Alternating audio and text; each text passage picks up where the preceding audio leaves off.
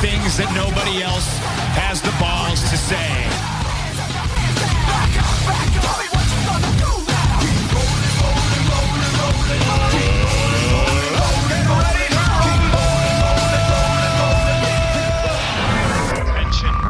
Do I have everybody's attention now?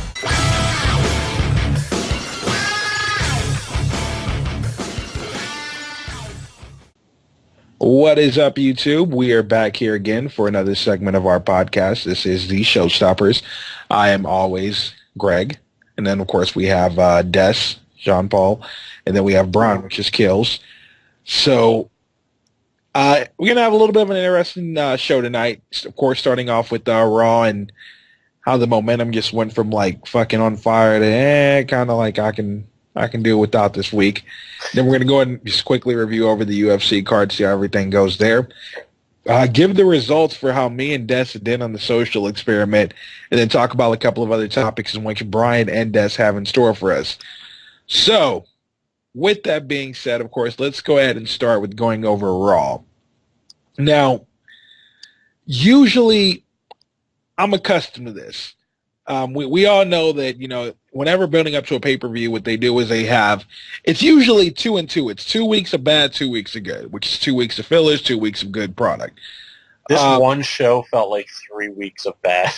It did, and it's not so much. I understand. I'm okay with putting in bad. I mean, I understand you got to get fillers in. You're not going to be able to fucking put out the best of work every time. I mean, I get that, but there was just so many things that they could have done without on this show. Like, for instance, how many more times can you start the show with Triple H introducing Randy Orton? And I mean, it's like, I get the point of it, but if you are going to do that, at least give some kind of significant angle. Stop making it to where, I mean, usually like back when they had the corporation, this is practically the corporation angle. Yeah. When they had that angle, you know, they didn't always have the upper hand on every week. They didn't always have it. The blueprint right now is Triple H starts the show in the ring, introduces Orton. Orton rants, tears apart Bryan. Bryan comes out, interrupts, gets some sharp barbs, and the show ends with Daniel Bryan unconscious. Every time. And like I said, the first few weeks it had you wondering, you know, the first couple of weeks it was like, hey, you know, this goes somewhere. But I mean, you're starting to go with, you went the direction of being unpredictable to now you're predictable. Oh yeah. So I mean, it's just kind of like that angle. I mean, you guys have fire with it. This is a quality storyline. Your other storylines are quality storylines. Like, let's not sleep on those. Well, let's do this, Greg. We'll do the opposite of what we did last week. We'll lead with the good and then just focus on how bad the rest of the show was. Fair enough. So where shall we start, though, is the question. I think the absolute high point was we saw Cody Rhodes deliver as the full package. His ability in the ring and to cut a promo that was extremely strong. And this might have been, that's why I'm okay with this angle, because I know, obviously, whatever's going to happen here, there's going to be some kind of point of build-up to where somebody's going to intervene and say, you know, you're getting out of hand. It's going to be some point. And whoever that is, that's going to work with bringing Cody back, whatever the case may be there. Now, dare I say the return of a commissioner? It's got to be. It's got to be something, because it has to be someone that can counter the McMahons, because right now they're all united. They're all, exactly. And as far as to make this angle work a little bit more effectively, you got to have good with the bad. Now, Bryan is the Austin in this scenario, obviously. If we're going to be looking back at that, Bryan is the Austin in this scenario. I highly doubt Linda's going to come in and make Daniel Bryan the commissioner, how they did with Austin back when they did the old ministry or corporation, whatever there was. Corporation or ministry, I forgot. Seth, and I forgot their name, but it was a fucking stable. Now they could get somebody who's inactive to be commissioner. They got to. That's the only comment. That's the only thing that makes sense if they're going to continue with building this story. They got to bring somebody in who pretty much who hasn't been around. And fuck, I mean, it could be somebody who's retired, who like is never going to return to the active roster. That somebody who has the time, because obviously the first instinct is to say Shawn Michaels because he's done it before. But, he's got other things going on where he can't be around it. It won't be Booker T. Booker T's not a strong enough figure that you could see him doing. Yeah, plus he's playing the angle of a heel right now, so it's got to be somebody who's face. And I don't exactly know who it is, but whatever the case may be, man, It could be Mick Foley. It could be Mick Foley. That'd be something that they did again. I can see them incorporating that. Whoever it is, whenever Cody comes back, people are going to remember this Raw. Oh yeah, and that's what I'm looking forward to, and then that's going to give him a solid push. Now, the ultimate twist, Greg, would be as if they just pick somebody injured who's like the ultimate face. Oh God! if they just because he's on TV again. You know what? And that I'm gonna say that is the most logic scenario out of anything else that we could possibly sit here and come up with. That is 100% accurate. I can see them bringing back John Cena. Yeah. They can. I see them bringing in Cena, and I see him making him the commissioner. Because see, here's the thing: they've made this angle such a twist because it's got to come down to where they're trying to do a Vince McMahon versus Triple H thing at WrestleMania. So how they plan on incorporating this, I don't know. The way I see it is obviously Vince is going to be the one that goes face here. Triple H is going to get way too power hungry, which is going to get to the point of where Vince is going to feel like he has no power over his company anymore. But I mean, it's so hard to see. I like the change of pace of Vince being face sometimes. I do. Granted, he's a stronger heel, but you can't be heel all the time. He can't. And the way that I'm just curious to see how that part plays out as far as coming back. Or it could be a whole nother scenario here that WWE is just waiting to unfold here. I really hate to go this route, Greg, but there's one other face who's injured who could fit the role if you smell what I'm cooking. Yeah. Yeah. Yeah, they would do him. They would bring that fucker back. Yeah. They would. It disgusts me to even think about it. That's why I'm saying it would be perfect timing to bring him back. That's exactly because he doesn't have to be there every week. He could be a satellite, make matches. Yeah, because to put him in that role, he wouldn't physically have to be there. They could make it to where The Rock he'll show up for like maybe one show and then he'll have a representative or something. I mean, I could do a million different ways because Shawn Michaels did it where he would be a satellite sometimes as commissioner. Yeah, it's gonna. I could see them doing that. I could see them. It's either, you know what? No, okay, that's two logic reasons. It's going to be one of those two. That's the only thing that really makes sense, unless they actually continue to think outside the box. In which, if they do, then hey, I tip my hat to them. Keep bringing the product. Yeah, but yeah, that Cody Rhodes promo was good. CM Punk, still strong, but what more could he really say? He has to, where he's at right now is he has to do what Cena had to do last year, because Cena had to take a seat in the back, last time. When CM Punk was running shit, when he was a champion, that whole year, Cena had to take a seat in the back. CM Punk was the closing and opening practically of the show, him and Paul Heyman, for that whole time span of that year. Steve Bryan. And now it's Daniel Bryan. So he's aware of what comes with it. CM Punk's an established name now, man. He knows that. So I think if it was one person that he would take a back seat to, I think it'd be Daniel Bryan. I really don't think he would have too much of a problem. Because it's not like he's totally in the background. He's got an awesome rivalry going on. It's not like he's been left out completely. Yeah, and honestly, man, it's just kind of like when you think about it, it's CM Punk's.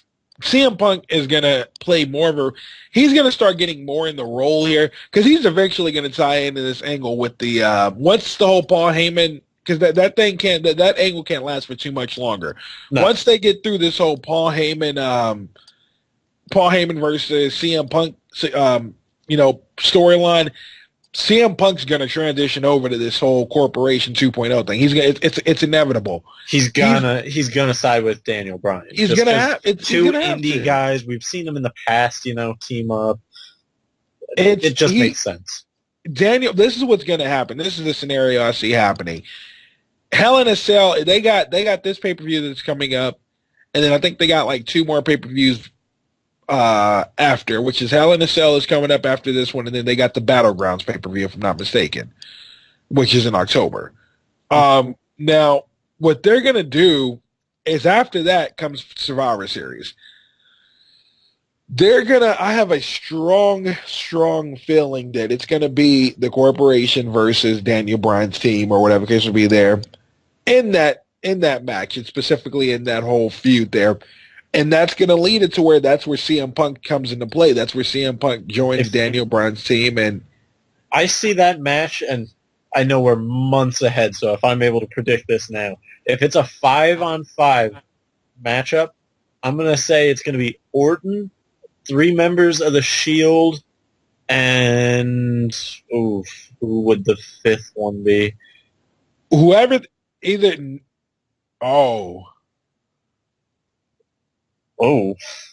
that intriguing. That could be it. He doesn't have much room in the dates that he has to work, though. But yeah, it could be Lesnar.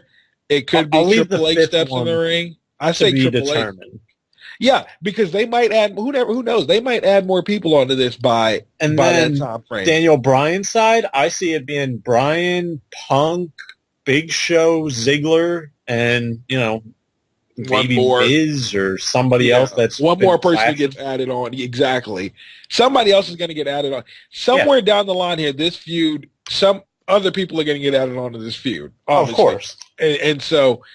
It's going to be a matter of time, but we all see it revolves around Ziggler. We all see it revolves around Bryan, and we all see it revolves around Big Show. It also depends on what happens with the titles, because, if all of a sudden RVD becomes champion, then that takes him out of the running for stuff like that. Yeah.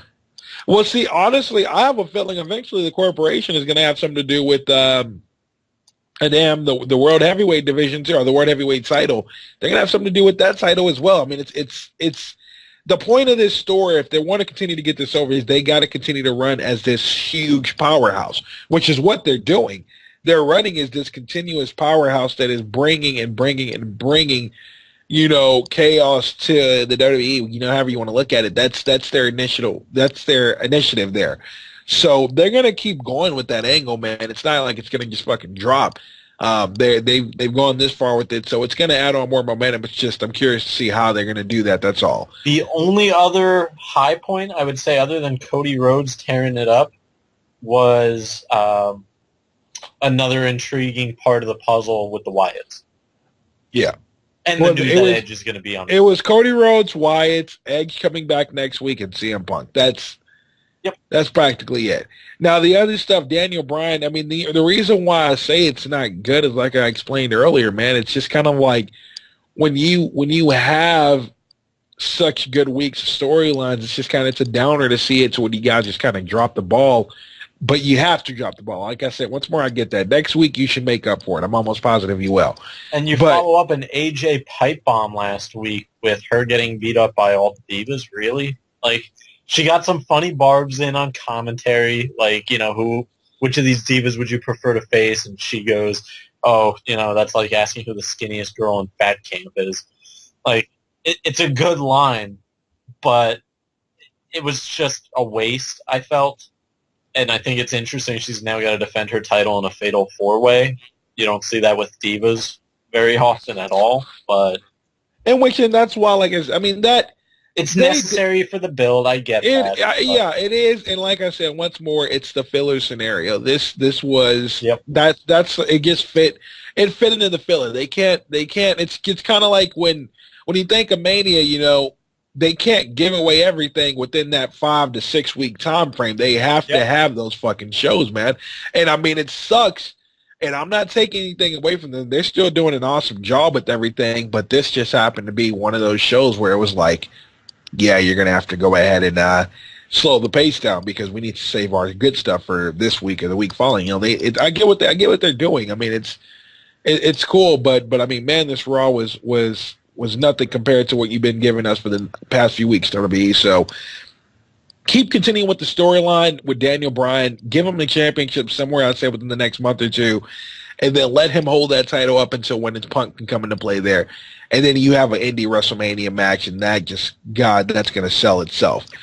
So, damn good programming to look forward to there. The next thing I wanted to go ahead and bring up here in this whole story, and we'll close it off with the wrestling part at this part, is, looking over the way that Triple H is pretty much going with the whole Big Show ironclad contract. And another thing with that, too, me and Brian were talking about this, the way that they do this whole Big Show thing, they do the same thing every time. When John Laurinaitis and the whole Cena thing happened, it's the same thing. It's like, dude, think of something different. That's when he came up with the ironclad contract, and he became like that badass who didn't give a shit anymore. Right. He would just wreck people. And see, and it's like, and you got to watch out, WWE, because you can't keep transitioning people from face to good to face to heel. I mean, make up your damn mind, man. Like, seriously, you can't. And if you plan on making Big Show a heel again by doing this, you're retarded. You just do it. Get it out the way. Don't sit here and wait for a pointless build-up. Nobody wants to see that shit. You've already done it before. I've never seen somebody cry in WWE as much as Big Show. As much as Big Show. Year and a half, 2 years. Dude, he's a good fit for this story. I mean, yeah, but if you're gonna make it to where he helps Brian, just make it to where he helps Brian. Don't make him go through this whole once more Big Show is the puppet and then he has to join them again. If you're gonna do this, make it to where he actually goes face and goes against them and then take it from there. Don't do the same shit. I also have to say, like, I'm all for the pipe bombs and outrageous comments and things that really get your attention. But there are certain things that I just find uncomfortable in a promo. Like, Stephanie, when she talked about, like, Big Show's life expectancy being a giant, that was fucked up.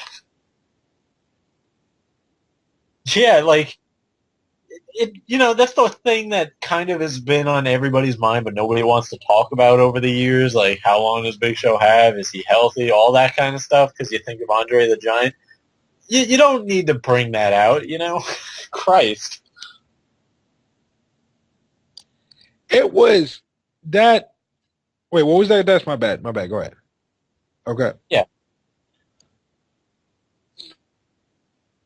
They have not mentioned The Undertaker other than when they give the Shield credit for taking him out. Ryback is in this weird, like, bully mode where he just bullies everybody and comes out and beats up, like, already attacked people. Injured.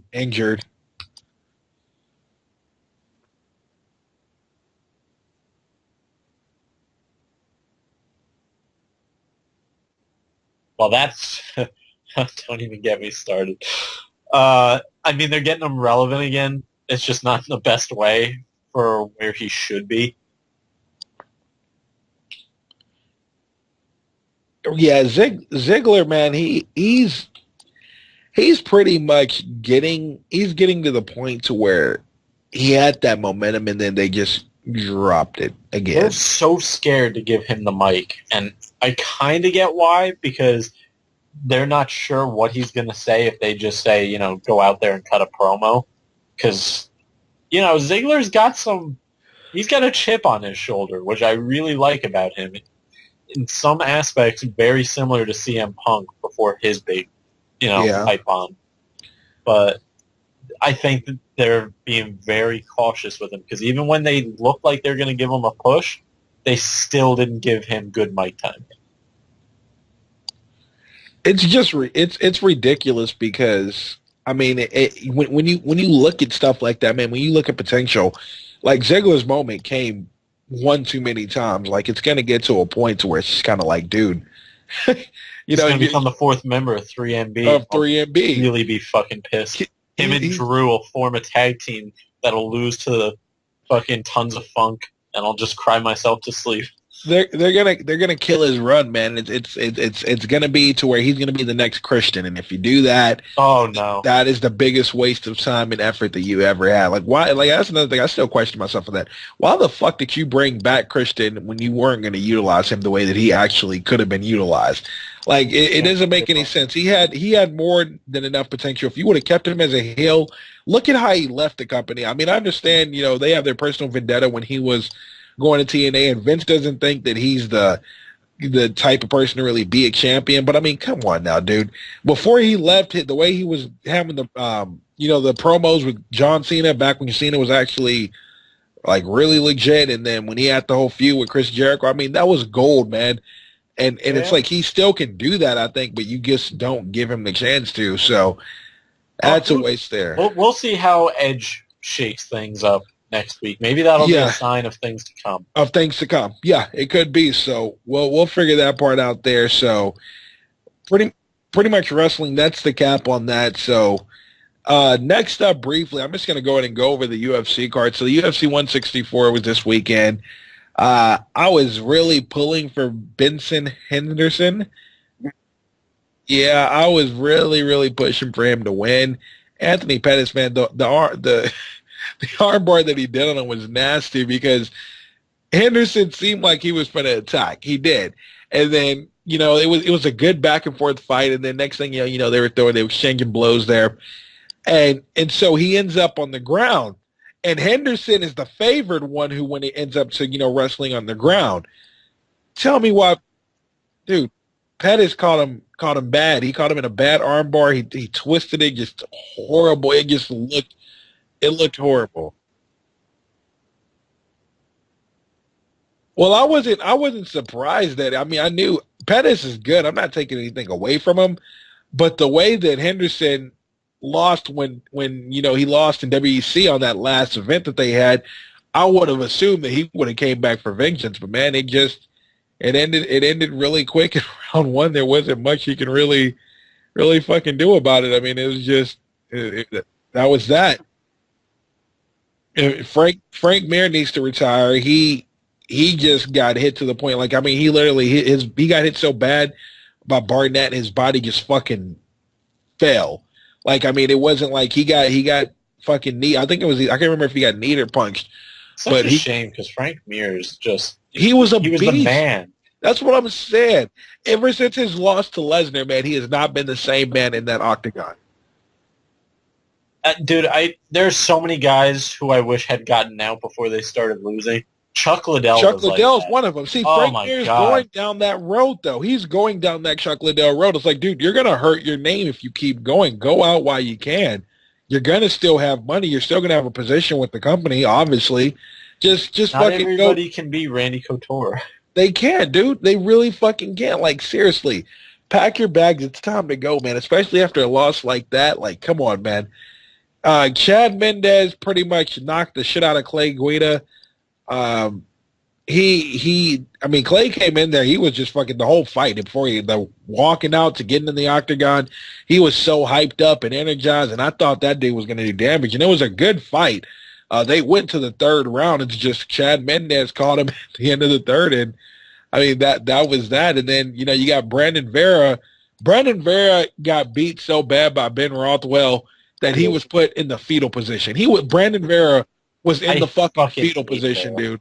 It was horrible. It was embarrassing. I was like, damn, dude, but these are big motherfuckers, though. They're just exchanging. And I mean, it's like he got beat to the point, man, where the fucker ended up on the ground and you see him like trying to ball up. I was like, damn. I mean, of course, when you're getting punched, I mean, you're gonna ball up. But I mean, the way that this dude did it, I mean, as big as he is, it was like it was just horrible.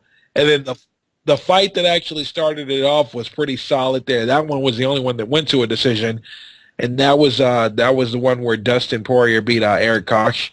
So, I mean, that fight went the distance. Pretty solid fight. It was close as well. So that card was relatively good. The undercard was interesting to watch too. We watched it before, obviously. So, looking forward to the next couple of fights there. I'll be at the one at 166 in Houston, so 165 is going to be good with Jones on there. So we'll go ahead and go over that when that happens. So next up after that, we actually Well, I think we should just because it's relevant right now, and everyone seems to love to put in their 2 cents when it comes to international news. So why don't we? I guess I literally just had a conversation on this, so I'm ready to go for this. Actually, we had on the with Aaron, and then we were talking about the same thing, man. And so I'm curious to see what you guys' opinion is on this. I have mixed opinions on it. I have to say that I kind of like Obama's decision to put it before Congress, just because I feel like from an international standpoint, if we had just gone ahead and done it, we would have just been the bad guys again. I think it was a real surprise that England, Parliament ended up voting against it, which opens up the possibility if Congress votes against it, what do we do? Because I really feel we still need to act. See, something I saw on the news yesterday was really quite interesting. Was I believe the Syrian ministry and the Iran ministry let out some kind of memo or some kind of like a media meeting saying that if the U.S. were to attack, that they would also attack Israel as a way of war. Iran will attack Israel and all that shit. So that's stupid. Yeah, I heard that too. It's what comes with it. I mean, there's a lot of speculation and a lot of ideas that are pretty much pointing to this could be the start of World War III. Now, that's definitely possibly reaching. I'm not exactly a big fan of our government. I'm not a big fan as far as taking action where it doesn't belong. But I mean, at the end of the day, they're going to do whatever they're going to do. That's how it's always been. So we'll see what the outcome is, but it's got to come to a point where people are just kind of like, that's enough. It's really shitty that a government has to use chemical weapons against their own people. Yeah. Dude, they killed damn near 1,400. I think the number was like 1,400, that's dude. my only issue is, both sides are terrorism, sponsor terrorism. I don't care how you see it, both sides. You see videos of the fucking Freedom FSA cutting out, Assad's military men, cutting their hearts out and eating them, Yep. So both sides are not innocent as people like to claim. The people you got to feel for is the civilians who are getting fucking destroyed and getting affected by the chemical. It's really shitty, It's really it's a lose-lose scenario no matter how you look at it, man. We can't. The more we keep playing world police, the more we're gonna build more enemies. But that's why I like that we kind of held off, because in the time it'll take for Congress to vote, there might be something that happens with the UN. Yeah. So we might not have to go in alone. Plus, there are already countries that are committed to going in. They just don't want to go in. They just don't want to. Exactly. And I believe one of the chief ones among them is France. Oh, France is going to. I already know. They're saying they want to, but they won't do it alone. France has been really huge when it comes to the whole counterterrorism thing. Really huge. People may call them biased. People might call them, may call the French government, how you say, discriminatory. They did go in Mali and fucking. You guys heard about the thing in Mali where they went in Mali and just took out the whole, I believe, terrorists, Al Qaeda that was, trying to take the government over. I don't know. And the thing with France, they've always been known to be anti-Islamic, maybe, I have no issue. They have the ban of burqas where the girls wear a certain thing. I guess they see it as a way of no freedom for the females who are, Muslim religious, So, I mean, when it comes to France, weren't they another huge powerhouse when it came to Libya as well? Were they? You mean as far as working? Right. Yeah. Yeah, they were there. When I think of anti-terrorism now, I'm seeing France being implemented a lot as if they're trying to. I mean, they're doing a lot. I mean, so it's another country that said that they would back us if we went in was Pakistan. Pakistan. Yes. Which I found very interesting, and ultimately, we'll see if the UN decides anything, but I had read yesterday that a lot of the Middle Eastern countries had a summit of sorts in Cairo, and the vast majority of them were calling for action against Syria. I see. The only issue with Syria, they can't implement a no-fly zone, given what the Russian anti-missiles they have given to the government. I could see that. Why they, it's also just to see if Iran is actually gonna follow through in what they say, because Iran's been known to all talk and no bark, all bark no bite, So I guess it just depends. I mean, I believe Iran's one of the nations calling for action against Syria right now. No, Iran's allied with Syria right now, and they're saying if anyone attacks... I'm talking about at that summit in Cairo. Oh, what do you mean? Like, they had a meeting of most of the countries in the Middle East, and even countries that are considered allied with Syria don't stand for chemical weapons.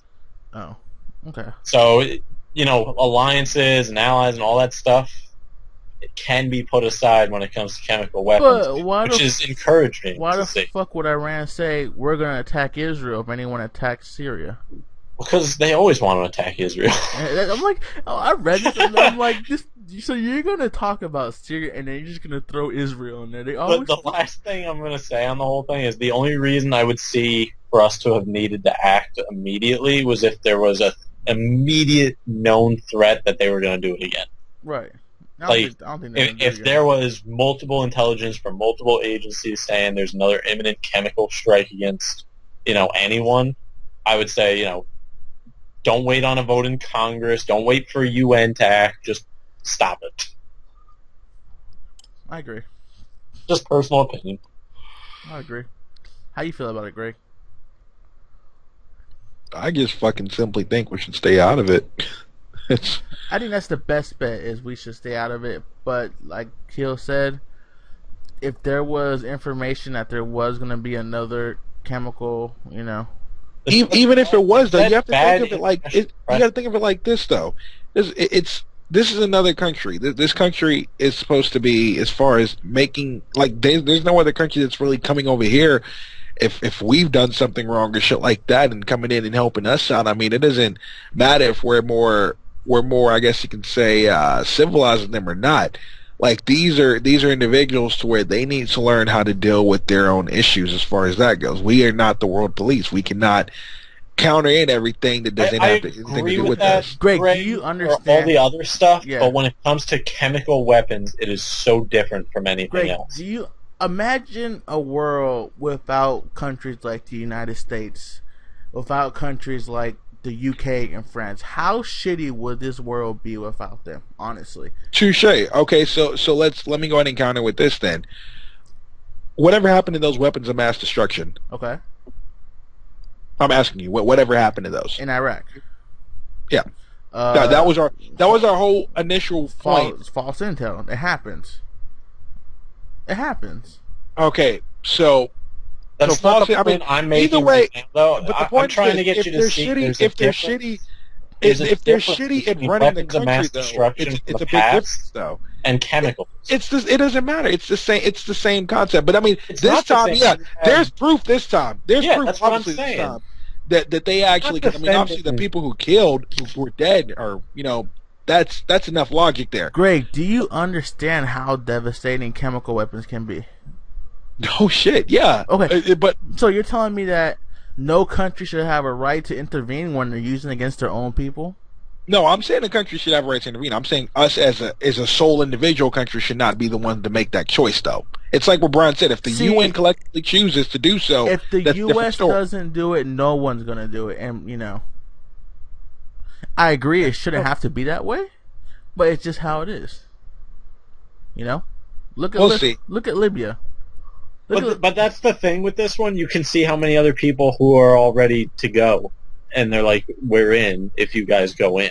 If nobody was like that, I could understand your point, even though I still feel it's our obligation, because it's literally, and I'm quoting, but also in agreement with the idea, it's a crime against humanity. Right. I don't know. You got to think, How? I don't feel we should be world police by any stretch of the imagination. I agree. But chemical weapons is something, I don't care where it is in the world, we can't allow it. Yeah, that's against the Geneva Convention, Greg.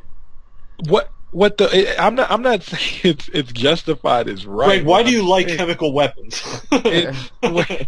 What I'm saying is it's just really difficult because that's a tough choice to make because we as the people here are going to have to take whatever consequences come with intervening there. So that means, I mean, obviously Syria is not a threat to the United States. They're not a threat to us. They're a threat to their own community, their own country. They're not a threat to the United States.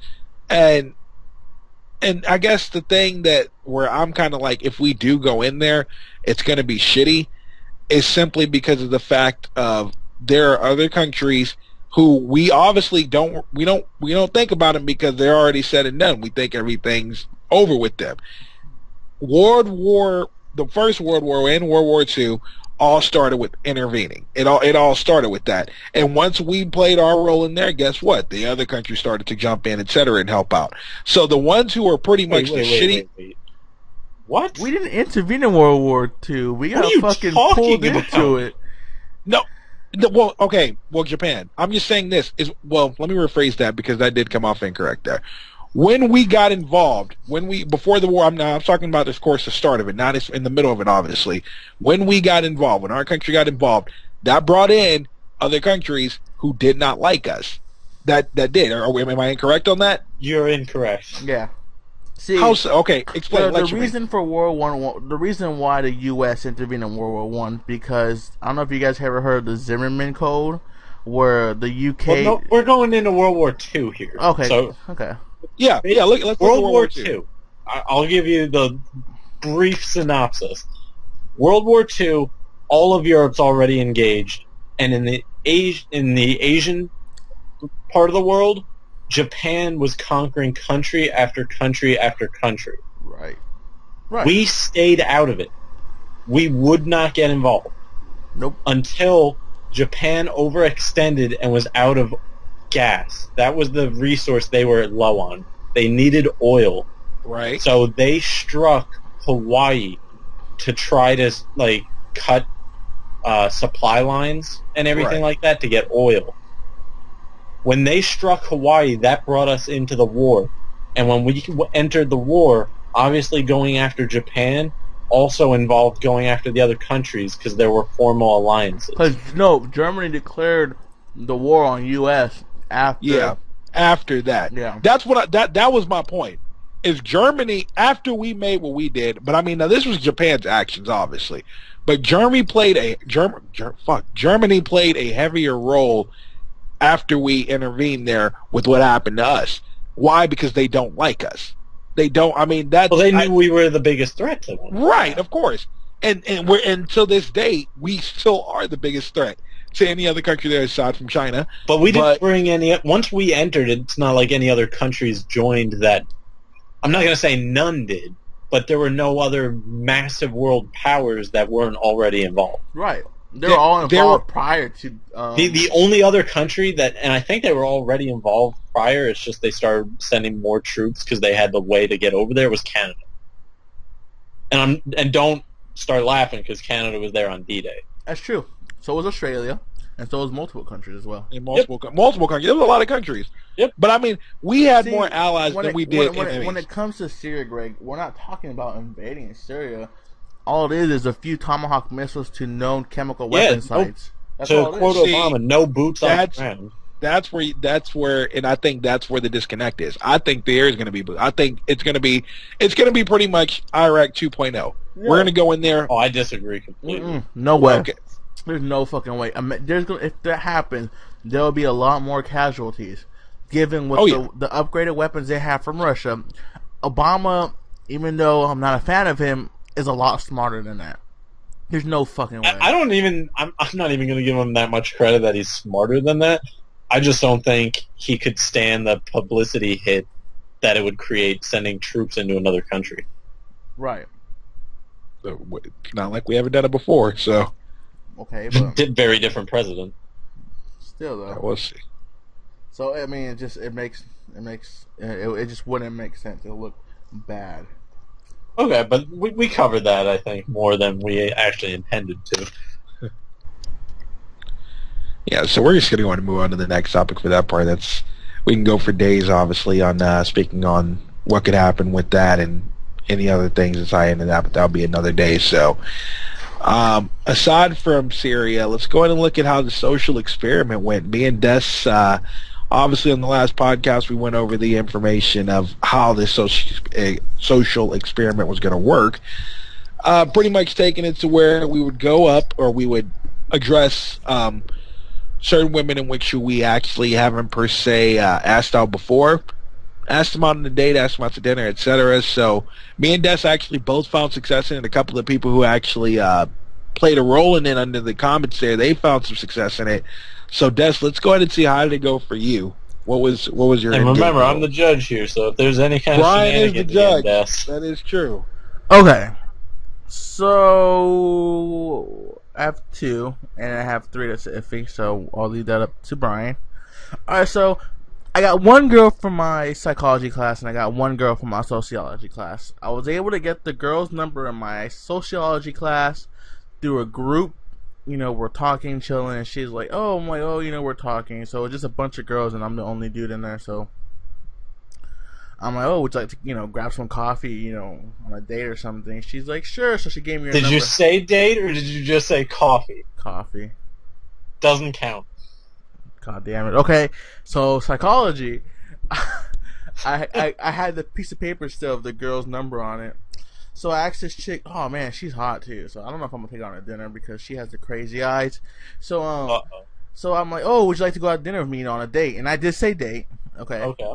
And it was kind of awkward at first, but you know, and she said sure. So I'm like, I didn't have my phone on me at the time. I don't know why. That was kind of stupid of me. So the only thing I had was a piece of paper with the other chick's number on it. So I had to put her number on that same piece of paper as the last shit. And I remember her asking me who it was. Like, oh no, it's just a friend of mine who I'm doing a group project with. Don't worry about it. And then classy. And then was it yesterday? I had a chick ask me out. So Doesn't count. Okay, never mind. Well, you had a success. That's what matters. It wasn't how many successes. You just had to do it and try to get one. You did. It was kind of shitty though, cause it was fucking hard. I'm not gonna lie.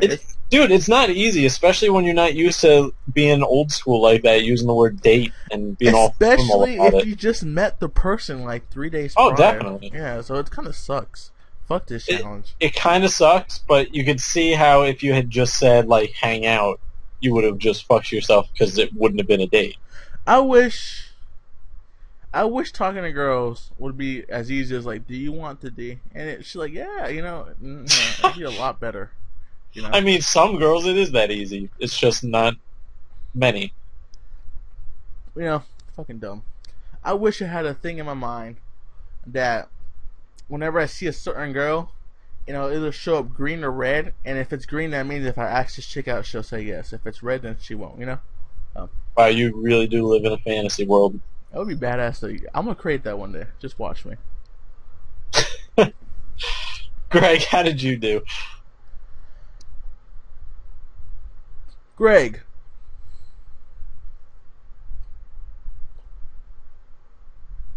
Okay, so I'm over here talking. I didn't want to interrupt anything there. I didn't realize that I had my mic actually muted. Oh, God. Oh, you're smooth. Yeah. Hopefully you didn't pull that with the ladies. Yeah. No. The way that it went for me pretty much is I actually ended up asking this girl out at work pretty much. That went... Whoa.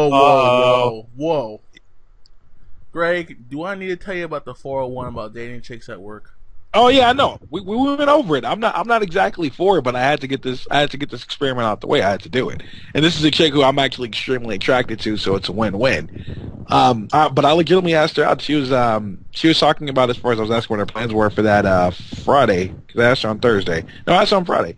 And I was like, what her plans were for Friday, and sure enough, she said that she was supposed. This is the part that was funny because she was supposed to be going on a date with somebody. And the idiot didn't follow up with the date on her, with her. So he didn't get in contact with her until later on that day. And I was like, look, you tell that dude he has about a 6-hour notice. If he doesn't do it, then I'm going to take you out on a date. That's how I told it to her. And she said, okay. But And Now, did she? that's a clean...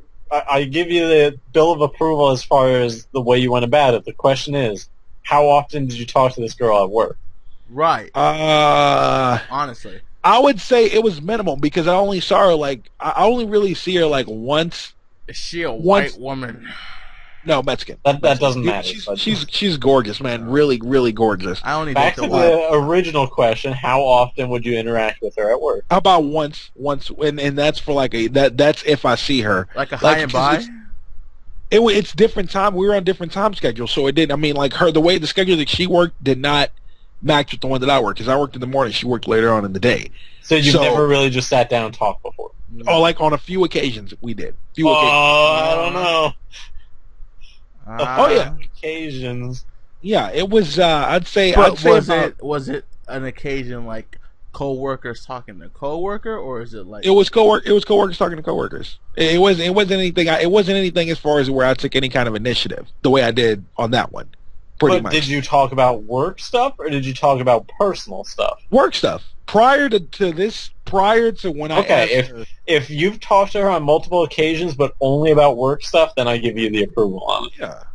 That counts. Did you guys go on a date yet? No. Why not? That was the only part that sucked about it is because she could not follow through on this. She didn't follow through on that Friday. So some guy couldn't follow through on her. She couldn't follow through on you. Exactly. It's a domino effect. I was like, It's like it sucked, but I was like, the point is, I did it. It's a success is a success. Fuck going actually on the date. Are you still talking to her? Yeah. Well, I mean, not right now, but yeah, I'm cool with her. She'll be okay. Okay. She'll be okay. So She's probably heartbroken that she this didn't is- get to- No, I meant she'll be okay in the sense of like she's still a good option to pick from. This is I'm sure she lost some sleep, Greg, God but damn I'm sure it. she'll. Okay, so this is a shout out to Nathan Wallman. Your challenge is false, and I think you're lying. Okay. Oh shit! Okay. I know you're listening to this, and I know you haven't called that chick back. So yeah. Okay. Anyway, I had to put that out there. Just blowing up spots left and right. Damn, Des. You know what? That was a little bit of drama that you had to bring to the table there, Des. And I love him, but still, but do you love drama? I love drama. Psych, I Oh. hate it. I'm not a drama person. No, but drama always seems to find me. So I don't know how that works. Well, I think that's appropriate because that is going to be our topic of the night tonight, gentlemen. And Because last week we had a deep philosophical topic. This week, something people can relate to without doing much thinking. Drama. ugh. Yeah. I'm sure everybody has had drama at some time or another, and if you say you don't, you're lying. All right, then, Kills, you can go first. He was already going. I am not going into specific at the moment, thank you. But just in general, we've all encountered it, and there's just different types of it. You know what I mean? Like, Hold on. there's... I gotta take something, Kills. Okay. Good afternoon. I hate you so much. That was fucked up. And for the people who don't even know it, they're gonna be like, "The fuck? What?" I honestly expected him to fucking do it, and I know he wants me to go into the story. It's not even worth it. I'm not gonna. No, don't do it. That's a bad idea. We'll save it for another time. Maybe. Okay. But yeah, I mean, it could be drama at work. It could be drama with, like, your home life. Or, most commonly, not to sound like broken records, but fucking relationship drama. Yeah.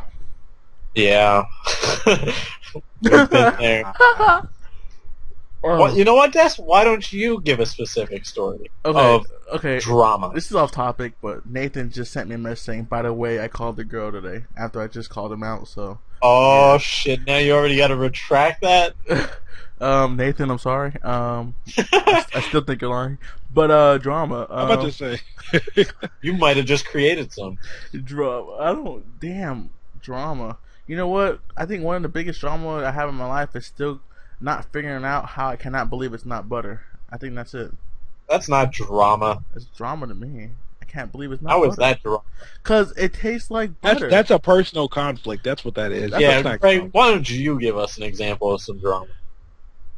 drama in which you really don't have any part of, but you're just kind of brought into it by association. That's the worst kind of drama, I think. That's a good one. I've been in that situation more than a few times. And you get dragged into it, and you just want no part. And you can even say it. You'll be like, no, leave me out of this, but you just can't escape. It's by affiliation, dude. It's simply whether you love or hate the person. If you're in it by affiliation, then motherfucker, you're in it by affiliation. You just have to deal with it. Drama like that is like fucking quicksand, because like it just keeps pulling you in, and the more you fight to get out from that kind of drama, the more you're in the middle of it.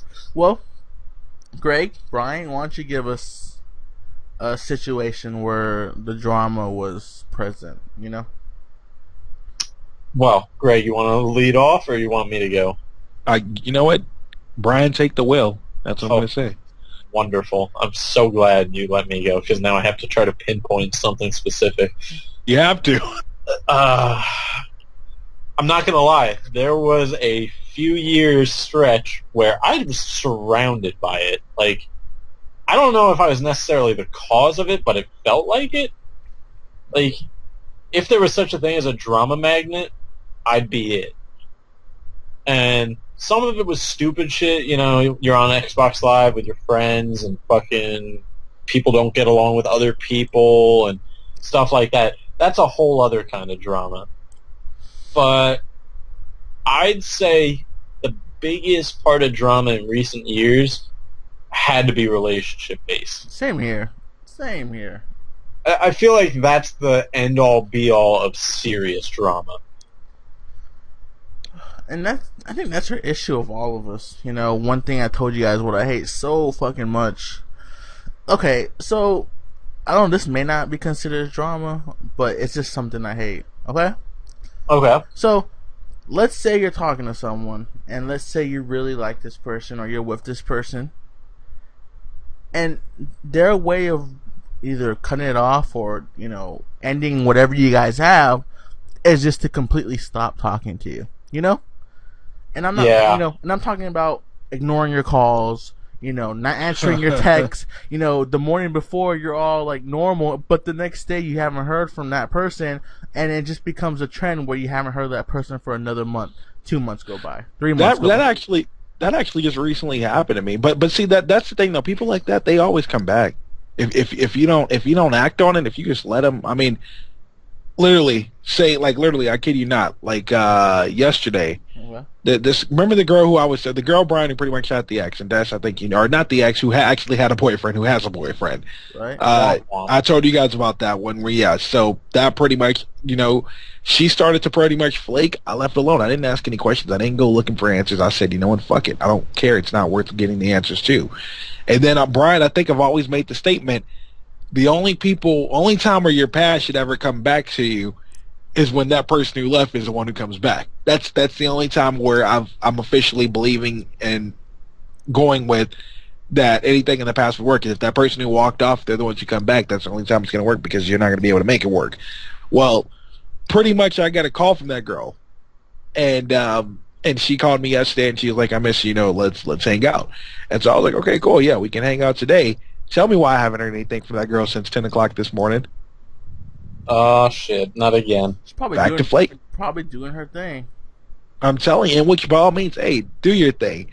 But people like that, that's why I don't even get affected by it anymore, man, because I just don't. You're numb to it. See, I don't take it serious. Now that I've experienced that firsthand with my ex, you know, well, I don't know, you guys tell, you know, I've told you everything that happened with Melanie. I just don't give a fuck anymore if that happens to me, you know? You know, how I am now, I don't really care what's wrong with you. I don't care. I guess I'm going through a phase. It's just like, if you're gonna cut me off like that and do what you gotta do, it's not gonna stop me. Exactly. It's not gonna stop me from doing what I'm doing. You know, if you want to cut me off, it's not gonna stop you from living. That's what it comes down to. If that's your way of fucking, you know, then, you know, more power to you. You know, just makes you more shallow than you are. You know, it's stupid.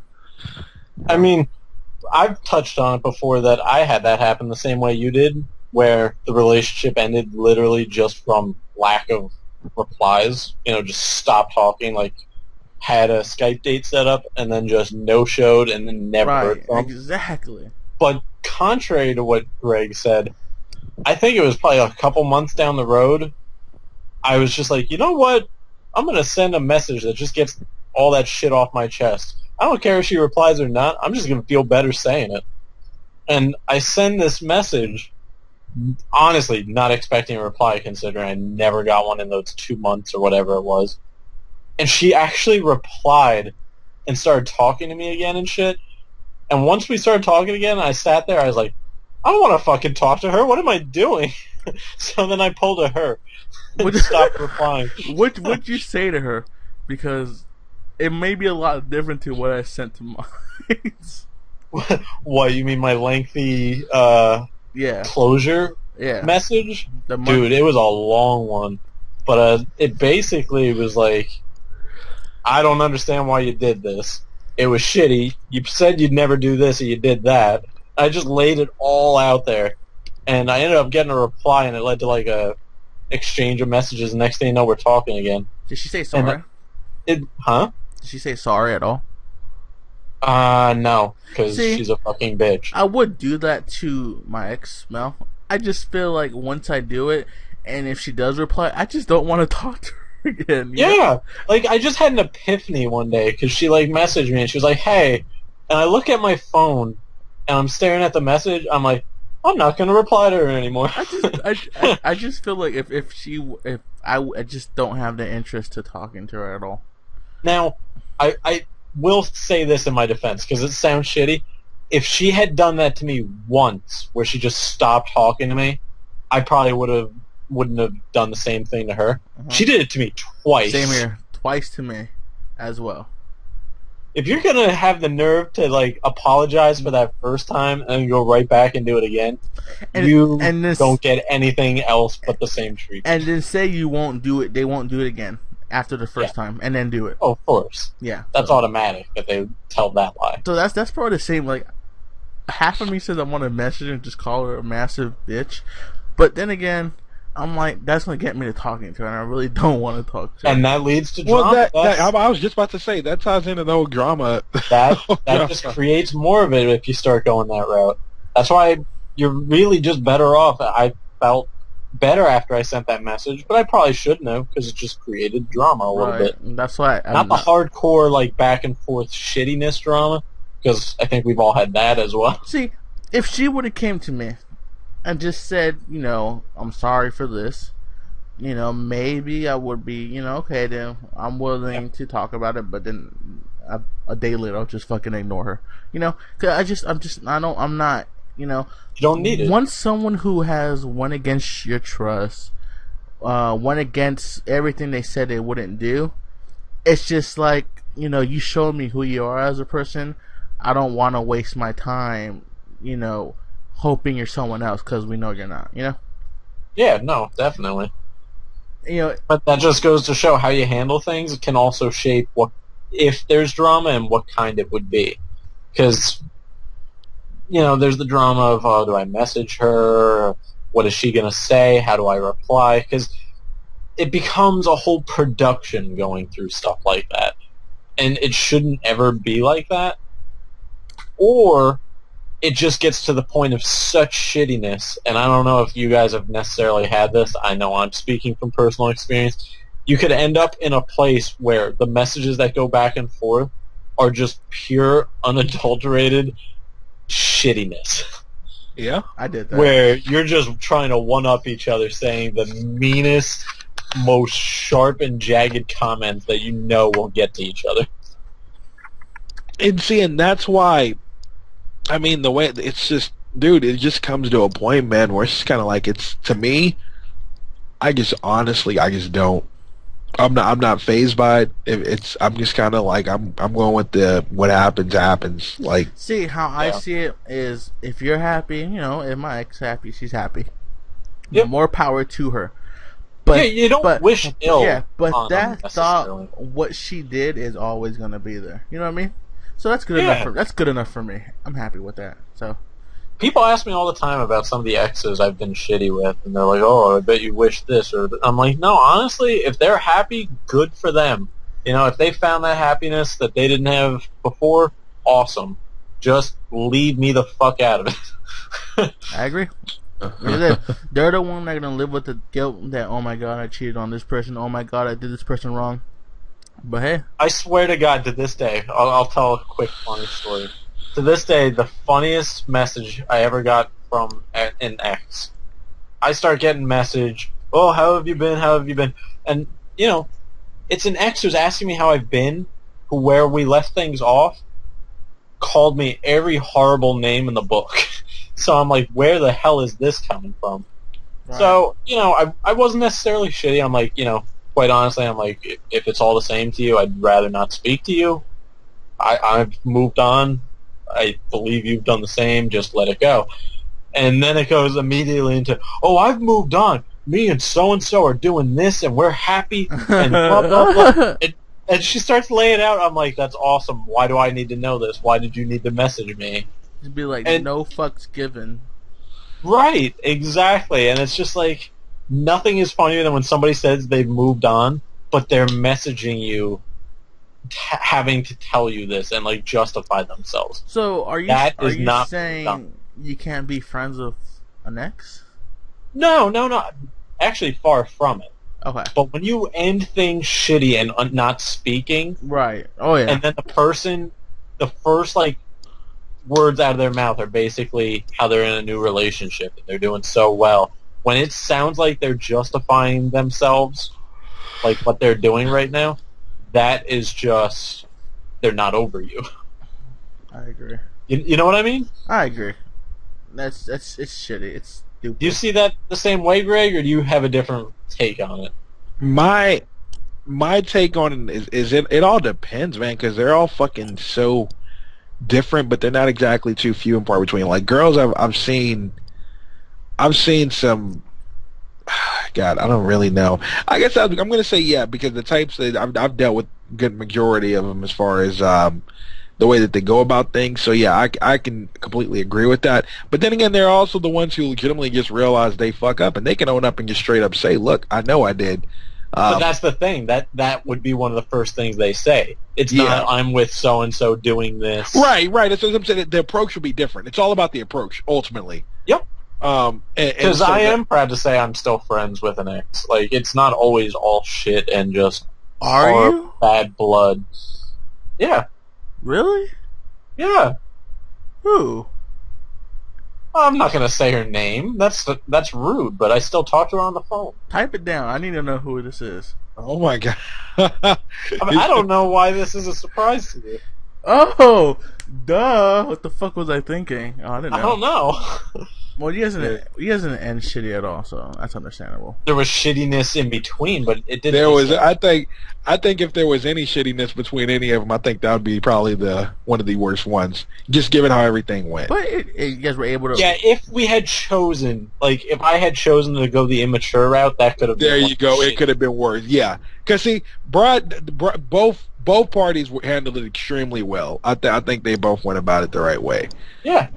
We just needed space apart, and then, you know, once I was over it, because that was kind of the key, because I was the one who kind of got bit in the ass on the whole deal.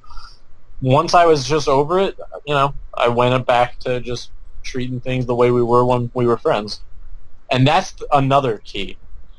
I feel if, like, you're going to stay friends with an ex, you had to have been friends before being together. See, I have issues being friends with an ex. I mean, yeah. I just can't see that person, you know, with someone while I'm friends with her, you know? It depends on how things ended. And, yeah. There's so many factors. How long you were together. I guess if the chick broke up with me and wanted to be friends, that would be a lot tougher than me breaking up with her and wanting to be friends. I mean, you know. I definitely... Well, no shit. It's... Well, gotta look at it both ways. Right. I'm just saying, yeah, I agree. I just... Just like if I was the one who ended things and they didn't want to be friends, I'd understand, because if the roles were reversed, I'd get it. I agree. Well, I hate That was like a What the real fuck? girl side. I was about to say, what the that. fuck I just was hate when girls. I have heard that side, Des, and that's never a good thing. No, cause I'm just thinking about my past it's just how shitty it was, and it's just like I don't know, it was shitty. Dude, some relationships are just toxic. And it's not that it was toxic. It was just Drama. it took me to the end of the relationship to figure out who this person really was. You know, like the signs were there. You knew it was there. You know, if someone's threatening to break up with you because you're taking them food because someone's ill, you know, that's kind of shady, right? Like, oh, that is shady as fuck. Yes. So, I mean, I don't know. I guess it's a realization you get at the end every time you date someone. You be like, wow, you know, what did I get myself into? You know? I'm going to hit you with a cliche that I'm sure you've heard a million times and most people out there have heard a million times, but it doesn't make it any less true. It's better you found out early on than like years down the... Oh my god. You don't... Could you imagine if you had been with her for like 4 years and you're at the point in your relationship where you're like, shit, I should probably propose soon. Could you imagine finding out what you did then? Oh my god. And it wasn't, you know, this is between us. I mean, and whoever's listening, obviously. We were already talking about marriage as well. Like, you know, you're crazy. Shit. So You're crazy. I know. I'm not going to say I never have, but when I have, it has been so jokingly. Oh like, my god. I'm talking about how my kids have to have a kill-death ratio in Call of Duty of at least 1 or I'm going to kick them out of the house. You see, like, nothing legitimate whatsoever. that is so true. 'Cause if it would have been like 4 years, 5 years... Oh my god, that's 4 or 5 years you couldn't get back. 4 or For 5 real, dude. years of knowing what... Oh my god, I can't even... And this is just making me think of those guys who have been in that situation. My heart goes out to you guys. And you girls. You know, girls who fucking have being with committed to someone a for guy like, that long and get cheated on. being with someone for 9 years and then finding out who they really were. Oh god. Yeah, life goes on though. There's always there's a saying that I always love to go by is there's a positive in every negative. Yeah, it sucks that you found out what you did, but Brian just gave you that positive that you probably needed to give insight on. Yeah. Like it could have been a shit load more of drama for you had you have waited. I'm going to bring this back to a little bit of a wrestling perspective, just from the sense Greg and I now watch, and we're not ashamed of, watching that new reality show Total Divas, because it's very interesting seeing the background of the wrestling industry from another perspective. Agreed. But imagine if you were fucking Tyson Kidd as his wrestling name, watching this reality show right now, and your girlfriend Natalia, of 13 years they've been together. Am I right? Is that how long? It was about, yeah, I think it was like 13 years. It's been 13 years, and she's now like talking with this other guy saying, oh, I can't stop thinking about him and all this. Could you imagine if something actually happened there after 13 years? Oh my god. That's over a decade of time you've invested in a person. I can't even comprehend how I would feel. I can't imagine how long it would take just to get over that person. Oh my god, like, just sitting there watching that reality show. Even though nothing's even happened between them, 13 years you think you know a person, they start talking about stuff like that. Oh my god. That's a huge fight. I mean, I guess in the end, you're right, Keels. I mean, better to know now than later, right? Yeah, You're 'cause how damn long were right you it guys is. together? So, yeah. I mean, it's you know, ever since the breakup, it's been fun. I've had fun. So, How long were you guys together, Dust? 6 months. Yeah, you didn't even have to worry about hitting I take that back. A week prior to my 6 months. So you didn't even have to get her a 6-month gift. You know- See, you really won. You know what? I did win because after that, You won out of this whole deal. after that, I've you know met other girls. You know, I've had my fair share of fun with other girls. You know, so I can't complain. You know. This is where Desk comes off as the ladies' man. So, you know, there's this chick. You know, her. No, I'm not gonna. No, I'm not gonna say it. Yeah, don't go that road. Hi, Monica. But yeah, okay. Oh my god. I'm I can't even respond to that. I mean, my only issue is I don't have to give a fuck about my ex. I give a fuck. It's just the whole let's cut someone off and not talk to them. I mean, and that goes towards any, either my. It's gonna happen. It shouldn't happen. It's stupid. Greg, how hard is it to me to call you up and say, Greg, we're done? Or, Greg, I just don't want to talk to you anymore. Don't sit. First off, I'd be like, that's fucking gay. Like, why are you calling me? But would you rather have that or sit there worrying that there's something wrong and you can't do nothing about it? I don't worry anymore. I guess that's where it's just, to me, it's okay. That was then. I could give a shit now. I'm just saying. Okay, well, what it all comes down to, and this is probably a topic that we could have a whole other end of the show discussion on at another time, maturity. Yeah.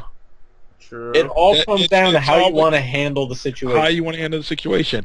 Because, not it's not right to do that. It's not right to do that. But how you go about that doesn't per se make it that much more incorrect or correct. Like, let's say they did this to me, so I feel I should do this in return. Do you see what I mean there? It doesn't make any sense. It's not worth it. Like, if they're going to be bold enough to walk out of your life, let them walk. Obviously, you were not interesting enough to them, and I'm not saying specifically you. It's just same thing goes for me. Same thing goes for anybody who goes through it. Seriously, you're not that interesting. No shit. You just obviously there's something to where you just did not click to that person for whatever fucking reason. To me, they're idiots if you ask me. But that's just how it goes sometimes. And if they pass up on you, that's your fault. You just gotta deal with it yourself, and then once you get over it, just fucking on to the next. How's that my fault? I didn't say it was your fault. I said you got to deal with it yourself. I didn't say it was your fault. I just say you have to deal with it on your own. But this wasn't regarding it was just in general. Like, why? I've had friends who've done that too. It's just, why do that? But you're right. It's maturity. So. Yeah, that's how you can look at it. Because if you can sit there and honestly think to yourself, okay, I wouldn't have handled it this way. Right. Then you just know that you're more mature than them. And it's not a contest. It's not something like you send them a message going, oh, you're so immature, I'm so much more. You just sit there and take solace in the fact that you know you're more mature, and you just move on. Yeah, I agree. And then you think to yourself, are they ever going to be mature enough to handle something, the right way? Who knows? Not your problem anymore. One of my issues when it comes to breaking up is when guys dwell on it months and months and months and months and months. Oh, do I ever? Wait. It's like, one way to get over shit like that is just, think of the worst. Think of your exes probably having sex with some other dude right now, Oh my god! That's one way of getting over. You have just scarred so many guys out there who still aren't over their ex. I've heard that before. They're sitting there looking for like the silver lining, and you just shit on their parade. Your ex-girlfriend is riding the shit out of another guy right now. Okay. Wow. Now we're gonna have to put like a rated R on this podcast. Destroying it's her. Getting graphic. He is tearing it up like you've never done it before. Wow. Way too much information. And he's claiming it. He said, "This is mine. Get over it. It's gonna happen." Now, what if they start sending pictures? Okay, just to rub it in. Now you go over and you kick his fucking ass. Okay. That's when you go over and you kick his ass. If they provoke you like personally, then that's when you say, "Fuck that, dude. You want to go? You can go." Don't fucking poke the bear. I don't mean to be mean when I say she's probably doing some other guy. It's just a way of trying to get yourself. But she's probably doing some other guy. Basically. There's no easy way to put that. I mean, now what if it's even more tragic and she's doing another girl? What if you turned her lesbian? That's fine with me. I actually wouldn't care. That doesn't bug me at all. That wouldn't bug you if you turned a girl lesbian? Am I the only one that doesn't think that's weird? Like, at least she's not screwing a guy, so I could care less. So. Well, what if she literally said to your face, "You were such a horrible boyfriend that I would never go out with another guy again. I'm now only into girls." I'll be like, at least we have one thing in common now. That really wouldn't faze you, huh? That wouldn't bug me at all. I could really give a shit. Greg, what would that do to you? if I dated a chick and then she just pretty much went lesbo because of my doings. Yeah, and like made it known to you that it was on you. Fuck, man, I don't know how I would handle that. I think I would start off with, okay, exactly what did I do wrong? You know, Lack of vagina. Will that really bug you guys, honestly? It would make me question for sure. Yeah, there'd definitely be some analyzing going on. Yeah. Self-analyzing and analyzing of her. That wouldn't bug me at all. I think I would react better to that than knowing she's doing some other dude. But it's not even what she's doing after. It's more of a reflection of like your relationship driving her to that. But what if the chick she's with is basically a man lesbian? You know, the butches. A dyke? Yeah, it's basically the same thing, right? That's offensive, Greg. Yeah. Well, Can we go one podcast without you offending someone? I don't have anything. She's basically seeing a dude without a dick. I mean. I know. I don't. But just for clarification, ladies and gentlemen, I don't mean any kind of offense. It's just the words just happen to come out that way. No, you're offensive. Oh, look at him backpedaling. No. I'm say your saying, apology. Look, I don't have. If you're gay, if Mr. you're PC. whatever the case may be, there, I don't have a problem with it. I don't. If it's a podcast, I could really give a fuck if you're gay, lesbian, like bestiality or any of that gay shit. I don't care. Okay, no, that's a little bit going too far. Yeah. But your sexual preference for what Now we're it's gonna have worth, I fucking don't PETA mind. coming after us. PETA's gonna be fucking boycotting us every I time didn't say we I was record into it. now. I'm just saying if you're into that, you know, that's not my business. You know, God damn you, Dust. if you're into, you know, Okay, dating Des. chicks, One last hypothetical. dating. Okay, go ahead. Say she didn't just go lesbian. Say she went lesbian and, as Greg described, was with a dyke. Mhm. Then what if she said she's with that woman because that woman's more masculine than you are? Then we're fighting. I would fight. All right, then. Would that like really be a shot to your ego? Like, Because she's more masculine than me? yeah. If she's calling a lesbian more masculine than you, does that do anything to hurt you, get at your ego, First, like make you think, piss you off, anything? I'm gonna need to see proof, because that's impossible. Second, What do you think, you're Chuck Norris? Fuck you. second, I could see that would affect me a little bit. Yeah, a little bit. But then I think it's a chick, you know. But then you remember she doesn't have a penis. Yeah, so I'm like, yeah, okay, that's fine. Just immediately move on. You know, bring out the gun show. I'm like, yeah, right there. Oh my god. You're so cheesy, it's just rough to listen to. This is like the seventh time. I mean, every podcast that we've done so far, he's always had his plug-ins. It's just that's the best way. You can't top him. Oh my god, but that was a bad one. Wasn't even subtle, the gun show. It's simple. Why don't you just basically, as soon as the podcast starts, just go, hello, ladies. These are the only guns Obama can't take away, you know? Yeah. Good one. Yeah. But It's on fire. They're harder to find than those WMDs. See uh-huh. what I did there? Way to go in full circle there. Way to go in full I circle. thought you might like that, Greg. That was pretty intelligent.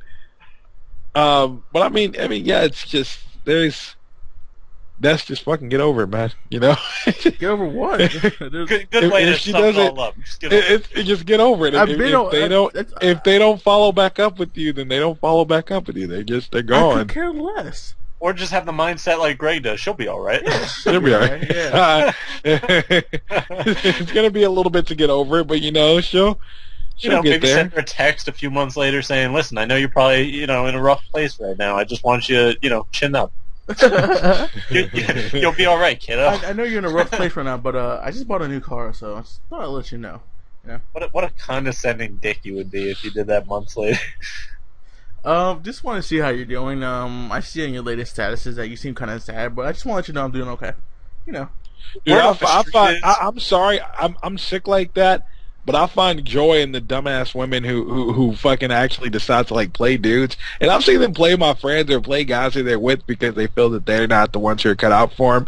And they sit there and post and weep on Facebook about how bad they got screwed over. Same goes for guys too. Fuck over good girls. I mean, they do the same thing. It's like, well, where the good girls at? Like, dude, you had one, bro, and you fucked up. And Bix, you had a good guy, but you fucked up. So I find that amusing. Just have to put that out there. Yeah, for sure. Greg, I hear a rumor that you don't just like take that condescending route with that she'll be all right. I hear that sometimes you just send them a check because you figure they're so just devastated that they... You know, usually around income tax time, I just want to make sure everybody's, financially secure there, because obviously if you don't have me, then you're fucking done. Well, that's really considerate of you. Here, I have an off-topic question. That's always dangerous, but go for it. Has anyone ever wondered why Wednesday is spelled so goddamn stupid? I hate you so much. Where the fuck did that come from, for one? I mean, I was expecting random, but not that random. I was just wondering. It's fucking spelled WEDNES, Wednesday. No, Wednesday. Witness this day. That's okay. Oh. This is the day where you have to get over it. Okay, what about the month of What February? are you talking about? I'm over I'm it. just fucking with you. Do I need to bring the gun show to Texas? Because I will. No, I have enough gun shows as it is. I don't want any problems. We pretty much have a law. You step on my property, I can kill you. So I don't want nobody to die or anything, so. Same here. Texas. Oh, Texas. Wait, do you guys really have that law? Yeah, we do. Hell yeah, It's Florida. No one gives a fuck. Yeah, obviously, fucking. Has it really already been that long that Trayvon Martin's been forgotten? That was like one of the first topics. Fuck Trayvon Martin still. That's what I say. It's been like a month and a half, 2 months. You're already asking about Florida and its gun laws. Like, oh, do you have laws, dude? Well, not so much gun laws, but the law as far as if you can kill somebody if they step on your property is more so. You could kill someone if they fucking step in your car. Well, that's your property. Yeah. Okay. So yeah. Des, just get over it, Des. Get over what? Yeah, seriously, Des. Just move on. Move on from what? I don't know.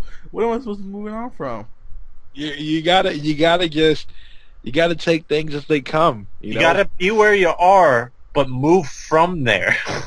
But how can I? You gotta keep moving forward. That's all. But I still can't believe it's not butter.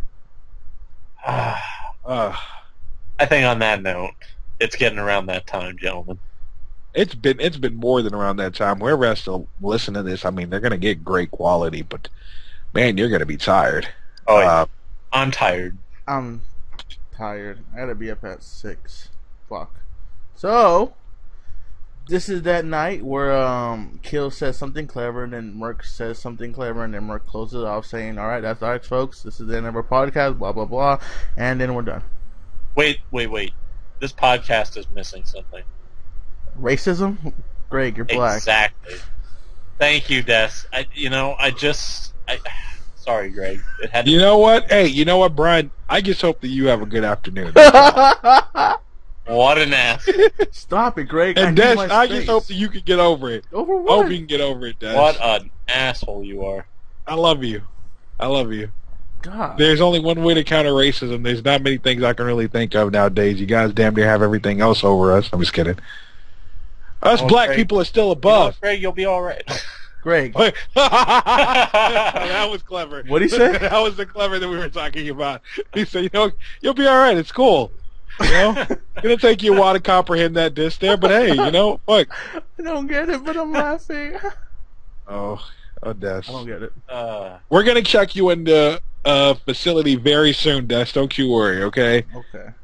I'm just kidding. We love you. Better be the same rehab as Lindsay Lohan. At least I get to do her. Oh God. Get in line. If it's sobered up Lindsay Lohan, I would commend you for that. If it's drugged up Lindsay Lohan or drunk Lindsay Lohan, I don't know. I think we know what percentage of time she's each, so. It'll be easier when she's drugged up, so I'll take her. Yeah, but you're going to have to catch her between 1 and 1:15 in the afternoon. That's your window. It's the only time to get it in when All she's I need actually... is 2 minutes. I'm good. That's when the pills wear off after the alcohol. Well, All right, guys. Well, it's been fun. It's been this podcast was extremely down to earth. We were really mellow on this one. yeah. Just kind of shot the shit more than ever. Yeah. More than ever, and obviously, I mean, fucking almost, almost 2 hours later, this is what we have to provide for you. So hope you like it. Hope you watch it. Share it with your friends. Share it with your family. Whatever, whoever else. And you know what? Going forward, I think we'll have future social experiments that you guys should play along with. That was fun. That was fun. We should definitely do that again. Maybe we should do one that's a little bit more realistic. Des is right. It is kind of hard to do that off the back with first. I think when you want actual proof, so you can post up pictures. Fair enough. So Yeah. we'll look. But that's gonna hurt your chances and Nathan's chances. But Oh. Well, if the listeners have any ideas, leave them in the comments down below. Give us some ideas for social experiments you guys think would be fun. Hear us mess around with. Okay. Just hear us. That's all I ask. Just hear us. Just listen to us. Here's a social experiment. Spend a day in the life of Merc. Oh, Okay. That would behind be bars all 24/7. Like I'd have to commit to the role. I'd have to get in blackface and just It would be a little bit devastating, but I think if anybody could pull it off, it'd be you, Brian. Really? I'm just in touch with the inner city.